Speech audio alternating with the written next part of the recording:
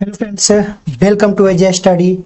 मैं अजय कुमार आप सभी के बीच आपके अपने यूट्यूब चैनल अजय स्टडी पर जुड़े हैं एक खास एपिसोड को लेकर के, जिसमें हम क्लास 10th का जितने भी टॉपिक है, जितने भी सब्जेक्ट है, उस पूरे सब्जेक्ट का हम एक शॉर्ट नोट्स लेकर के आए हैं। ठीक है, इसकी शुरुआत हम किए हैं आप सभी के बीच मैथ से हम इसकी शुरुआत किए हैं, जिसमें सबसे पहले जो मैथ का चैप्टर फर्स्ट पढ़ना है, रियल नंबर वास्तविक संख्या, जिसमें हम कुछ टॉपिक ऐसे टॉपिक जिस चीज को हम थ्योरम कर सकते हैं या प्रमेय कर सकते हैं, जिस पर क्वेश्चन आधारित है।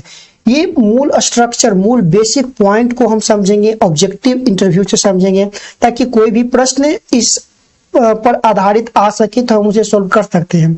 ऐसे हम सारी एपिसोड ऑल चैप्टर को लेकर के आएंगे। एक शॉर्ट नोट 8 से 10 मिनट का वीडियो होगा। ठीक है, ये साइंस का, हिस्ट्री का और सब्जेक्ट का हम लेकर के आएंगे। ठीक है, तो आप लोग वीडियो को सपोर्ट कीजिए। देखिए, आप लोग वीडियो के ऊपर रिप्लाई नहीं देते, अपना कमेंट नहीं करते हैं। लेकिन जब तक आपका कमेंट नहीं आता है या रिप्लाई नहीं करते हैं या वीडियो को आप लोग शेयर नहीं करते हैं, व्यूज नहीं आता है, तो क्या करता है कि होता है कि वीडियो बनाने का मन उतना नहीं कर पाता है ना। जब तक आप रिप्लाई नहीं दीजिएगा तब तक हम कैसे रिप्लाई दूं आपको।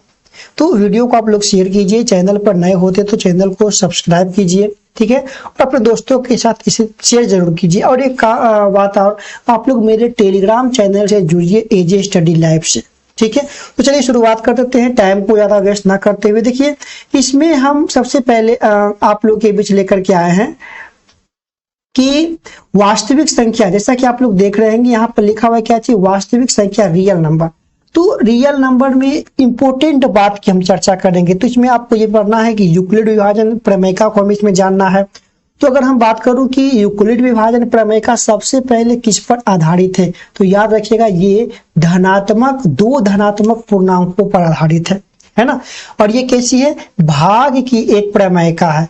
जैसे कि बचपन में आप लोग पढ़े होंगे ना, भाज्य बराबर भाजक गुणे भागफल प्लस शेष, वही चीज है यूक्लिड विभाजन एल्गोरिथम। लेकिन ये पॉइंट आपको याद रखना है, ये दो धनात्मक पूर्णांकों पर आधारित है। देखिए, ये ऑब्जेक्टिव में इस प्रकार से प्रश्न पूछ देता है कि यूक्लिड विभाजन एल्गोरिथम का नियम निम्न में कौन सही है, या आर के मान का रिलेशन पूछ देगा ये आपको। देखिए, सबसे पहले तो आपको ये बात याद रखना है कि दो धनात्मक पूर्णांक यदि ए और बी दिए हो तो ऐसी अद्वितीय पूर्णांक संख्या Q और R विद्यमान है। जैसे कि पढ़ते थे ना, भाज्य बराबर भाज्य गुणे भागफल प्लस शेष, वही चीज इसमें है। ठीक है ना, तो ये आपका विद्यमान है। तो क्या होता है, एक रिलेशन होता है A बराबर BQ प्लस R।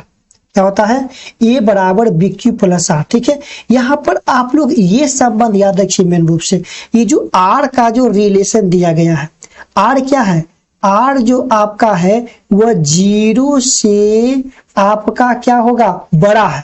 क्योंकि ये ग्रेटर देन आपका देख रहे हैं यहाँ पर लिखा हुआ है, ग्रेटर देन है, या 0 से ग्रेटर देन या इक्वल टू। इसका मतलब क्या होगा, इक्वल टू मतलब R यहाँ पर क्या है, शेषफल है। याद रखिएगा, R का मान मतलब शेषफल, मतलब कोई भी जब हम भाजक से भाज्य में जब भागा देते हैं तो जो शेषफल आएगा, या तो वो शेषफल 0 से बड़ा होगा या 0 के बराबर होगा। लेकिन यहाँ पर एक क्या दिया है सर, ग्रेटर देन करके दे दिया है B।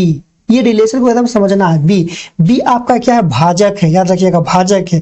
भाजक से वह कभी बड़ा नहीं होगा, वह भाजक से हमेशा क्या होगा, छोटा होगा। बराबर भी नहीं आएगा, क्या होगा, छोटा होगा। जैसे कि मान लिया जाए, यदि कोई क्वेश्चन में B का मान आपका दे दिया कितना, 4। ठीक है, कोई क्वेश्चन में भी थोड़ा सा लिखने में प्रॉब्लम हो रहा है हमें, ठीक है ना, क्योंकि हम पैड पर ही लिख करके आपको बता रहे हैं, तो पैड पर लिखने में थोड़ी सी प्रॉब्लम हमें फेस करना पड़ रहा है। अगर B का मान मान लेते हैं, B का मान दे दिया कितना, 4 दिया है।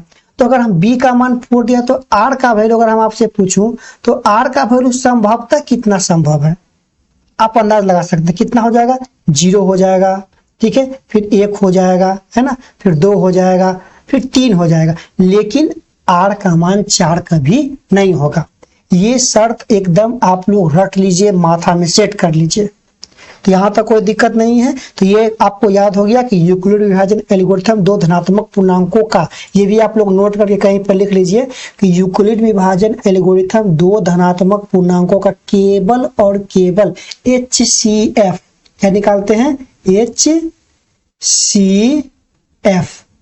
ठीक है, HCF निकालते हैं ना। HCF मतलब मॉसर निकालने का एक तकनीक है, ठीक है। और एक बात और नोट कर लीजिए, इस विधि को हम पता है क्या कहते हैं, लेमा विधि कहते हैं। कौन विधि कहते हैं, लेमा विधि कहते हैं। क्वेश्चन दे सकता है कि लेमा विधि से सिद्ध कीजिए, HCF निकालिए, मॉसर निकालिए, ठीक है। तो जब लेमा कहेगा तो हम यहाँ पर क्या याद रखेंगे, यूक्लिड विभाजन एल्गोरिथम को ही याद रखेंगे। ये बी वाला स्ट्रक्चर, बी वाला शर्त एकदम याद रखिएगा, और आर वाला नियम, है ना। चलिए नेक्स्ट अगर हम देख लेते हैं, यहाँ पर लिखा गया है कि अंक गणित की आधारभूत प्रमेयिका की हम बात कर लेते हैं। एक मिनट, जो एक्स्ट्रा है इसको हम पहले हटा देते हैं, ठीक है। और जो हम लिखा रहे हैं उसको आप लोग नोट करते चलिएगा, है ना।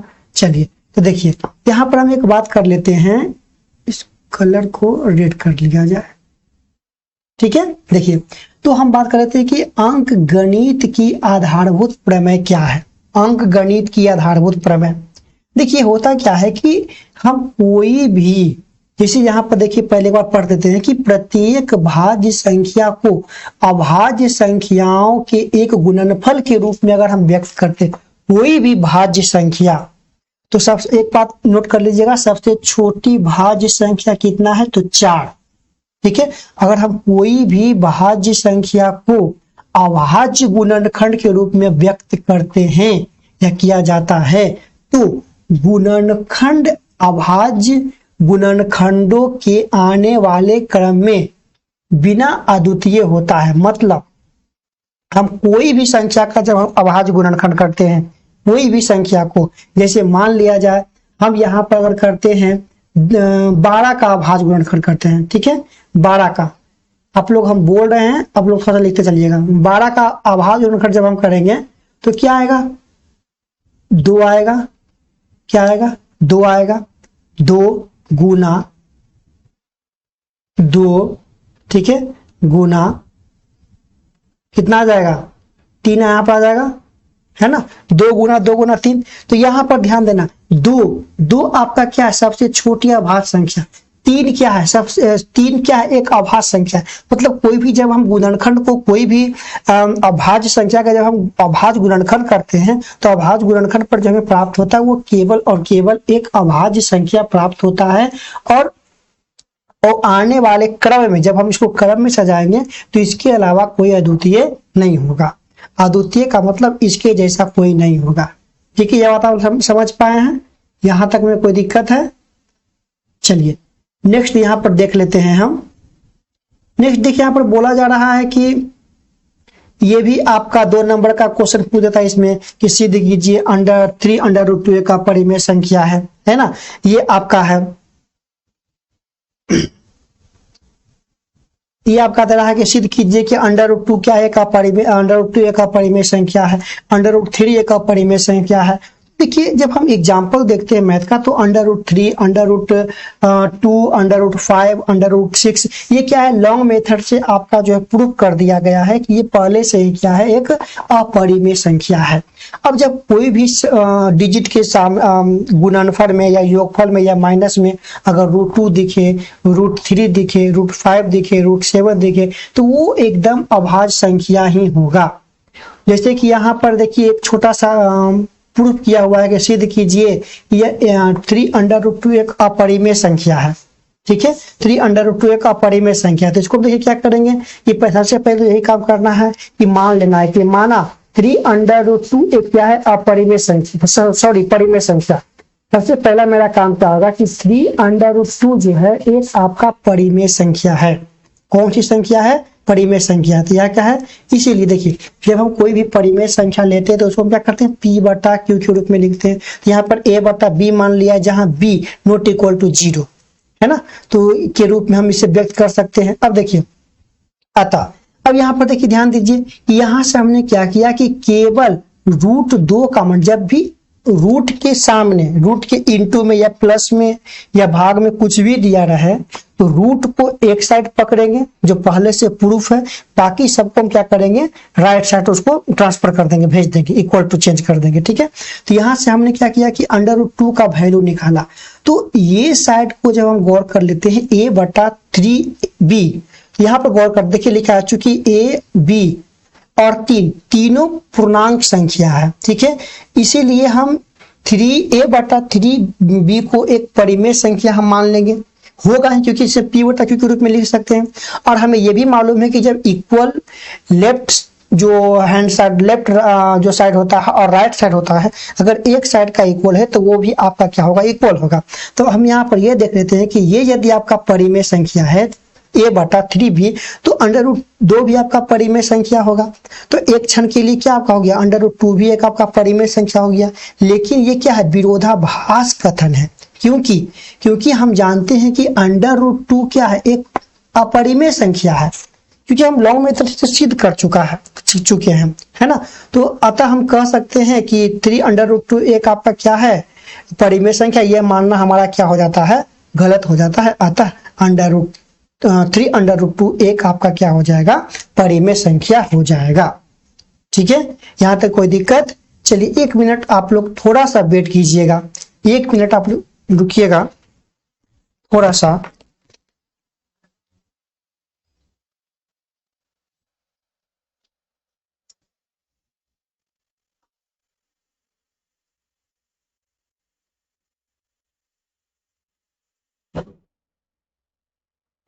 सॉरी आपको वेट करवाने के लिए। चलिए कोई बात नहीं, नेक्स्ट हम बात लेके चले। तो यहाँ पर चलिए देखिए, तो यहाँ पर देखिए निकालने के लिए बोल दिया है यूक्लिड विभाजन एल्गोरिथम से। देखिए एक शब्द और याद कर लीजिएगा आप लोग यूक्लिड विभाजन एल्गोरिथम से, कि जब भी r का मान 0 आएगा, नोट करके लिख लीजिए, जब भी a = bq + r में r का मान 0 आएगा तो उसका जो HCF मान होगा वो क्या आपका हो जाएगा, b हो जाएगा। b के स्थान पर जो भी रहेगा वो आपका HCF मान होगा। ठीक है, यहाँ पर एकदम एक बात आप लोग याद रखिए। जैसे देखिए इस कथन को हमने जब सोल्व किया, ठीक है, a = bq + r में, ये तो आपको मालूम ही होगा कि ये जो आपका दिया गया है 867 और 255, तो इन दोनों में हमें कंफ्यूजन नहीं होना चाहिए कि a कौन है और b कौन है। बड़ा वाला वैल्यू आपका a हो जाएगा और छोटा वैल्यू आपका b हो जाएगा। ठीक है, कोई दिक्कत नहीं। यहाँ पर सेट करेंगे a = bq + r पर, तब तक हम हल करते रहेंगे जब तक r का मान 0 नहीं आ जाए।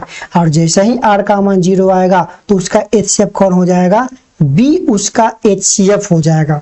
कौन उसका HCF होगा, b उसका HCF हो जाएगा। ठीक है, तो यहाँ पर देखिए लिख दिया गया है कि यूक्लिड एल्गोरिथम के अनुसार शेष 0 यानी 0 आ जाने पर मस प्राप्त हो जाता है। तो जब इसका शेषफल 0 आ गया तो मस इसका क्या प्राप्त हो रहा है, आपका b का मान, मतलब 51 इसका क्या हो जाएगा, HCF हो जाएगा। ठीक है, तो यहाँ पर आप समझ सकते हैं, कोई दिक्कत नहीं। तो देखिए एक और यहाँ पर प्रश्न हम आप लोग के बीच लेकर के आए हैं कि अंक गणित के आधारभूत प्रमेय का प्रयोग कर 392 और 3216 का मस ज्ञात कीजिए। अंक गणित के आधारभूत प्रमेय, जब भी अंक गणित के आधारभूत प्रमेय का प्रयोग करके कहेगा तो आपको गुणनखंड मेथड से बनाना है HCF और LCM। देखिए HCF LCM निकालने के लिए एकदम बहुत ही सुंदर तरीका हम आपको बता रहे हैं। जब भी आपको 2 अंक वाला आपको दे दे, कितने अंक, 2 अंक दे दे, चाहे 3 अंक दे दे, चाहे 4 अंक दे दे, कुछ नहीं करना है। सबसे पहले इसका गुणनखंड करना है। गुणनखंड को आप लोग जोड़ा में लगा लीजिए, जैसे इस मैथ में लगाया हुआ है। ठीक है, और यहाँ पे लगाया हुआ।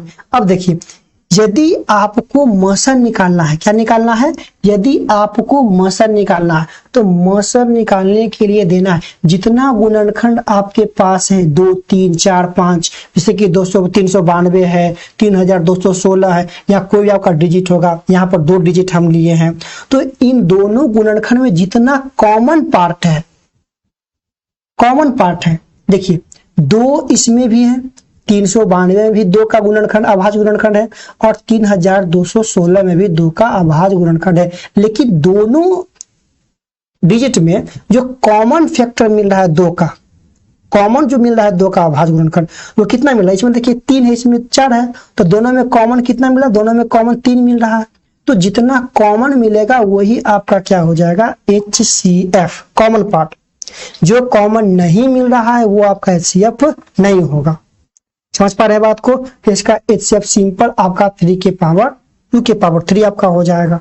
ठीक है। और अगर 2 आपका अगर केवल 2 ही डिजिट दिया है ना, 2 ही संख्या दिया गया है, ठीक है, तो आप सिंपल ये फार्मूला यूज कर सकते हैं, ये वाला फार्मूला आप लोग यूज कर सकते हैं कि लसा गुने मसा बराबर दोनों संख्याओं का गुणनफल।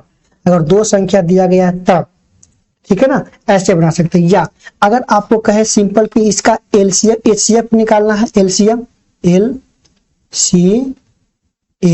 है ना, LCM निकालना, तो LCM में क्या करना है? मैक्सिमम, उसमें HCF में क्या देख रहे हैं? कॉमन पार्ट को हम देख रहे हैं, HCF में कॉमन पार्ट को देख रहे हैं, जबकि LCM की अगर बात करेगा तो LCM हम मैक्सिमम देखेंगे। देखिए 2 इसमें भी है, 2 इसमें भी है, मैक्सिमम 2 किस में है? तो मैक्सिमम 2 देखिए 32 और 16 वाला में है, कितना है? 2 के पावर 4। तो एक तो आपका हो जाएगा 2 के पावर 4 हो जाएगा। ठीक है, फिर देखिए गुना, ठीक है, नेक्स्ट आपका क्या हो जाएगा? 7, देखिए 7 केवल कितना? 7 के पावर 2 केवल 392 में है, तो जो मैक्सिमम है यहाँ पर 7 के पावर 2 यहाँ पर आ जाएगा। ठीक है, 7 के पावर 2 लिखा हुआ है, आप लोग इसको थोड़ा सा लिख लीजिएगा सही से। चलिए कर ही देते हैं हम,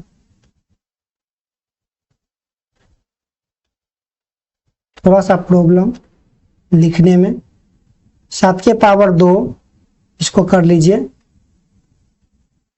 ठीक है, 7 के पावर 2 इंटू, है ना, इंटू उसी प्रकार आपका क्या हो जाएगा? देखिए 3 इसमें है तो यहाँ पर इंटू में 3 कर लेंगे, इसमें 67 है तो यहाँ पर इंटू में 67 कर लेंगे। जो गुना भागा करने पर आएगा, गुना करने पर आएगा, वो आपका क्या हो जाएगा? LCM हो जाएगा। ठीक है, ये सिंपल तरीका था। चलिए कुछ और हम बात यहाँ पर जिक्र कर लेते हैं। परिमेय संख्याओं का दशमलव प्रसार की अगर हम बात कर लेते हैं, एक होता है दशमलव प्रसार के रूप में, एक शांत होता है, एक आपका अनावर्ती अशांत दशमलव होता है।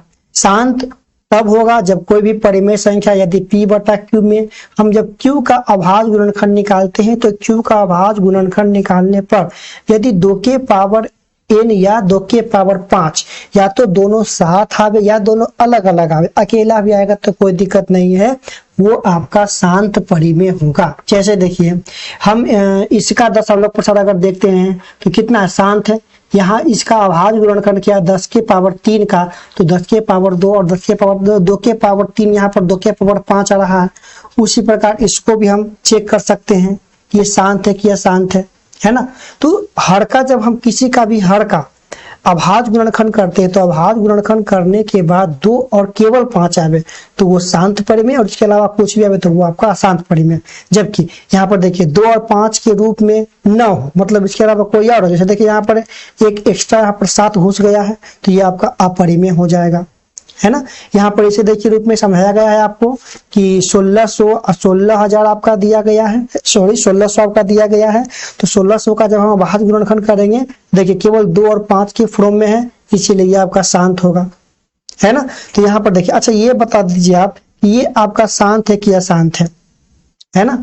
तो ये आपका क्या हो जाएगा? अशांत होगा, क्योंकि यहाँ पर 5 दिया, यहाँ पर एक्स्ट्रा एक आपका 3 आ रहा है, तो ये आपका अशांत हो जाएगा। अपरिमेय संख्या को ऋण और व्युत्क्रम अपरिमेय होता है, याद रखिएगा। अपरिमेय संख्या का ऋण और व्युत्क्रम, मतलब अपरिमेय संख्या यदि माइनस में हो या उसका व्युत्क्रम करते हैं तो वो हमेशा अपरिमेय ही प्राप्त होगा। या परिमेय संख्या और अपरिमेय संख्या का योग या अंतर हमेशा क्या होगा? ऑलवेज हमेशा आपका अपरिमेय ही प्राप्त होगा।